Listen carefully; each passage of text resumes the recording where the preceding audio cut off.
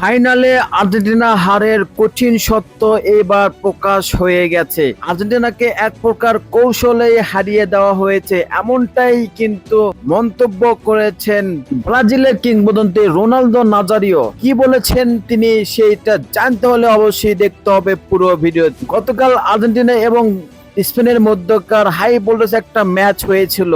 শিরোপার অস্তিত্ব লড়াইয়ে কিন্তু মাঠে নেমেছিলেন দুইটা দল। তুমুল লড়াই প্রতিযোগিতা হওয়ার শেষ মুহূর্তের দিকে যখন আর্জেন্টিনার সঙ্গে স্পেনের কোনো রকমের গোল হয়নি, গোল শূন্য অবস্থায় ছিল, সেই সময় হঠাৎ করেই একটা অনাকাঙ্ক্ষিত ফাউলের জেরে এনজো ফার্নান্দেজকে লাল কার্ড দিয়ে মাঠ ছাড়া করা হয়। এটা এক প্রকার কৌশলেই আর্জেন্টিনার শক্তি কমানোর জন্যই এইটা করা হয়। রেফারির এমন সিদ্ধান্ত আর্জেন্টিনা খেলোয়াড় কোনোভাবেই মেনে নিতে পারতেছিল না।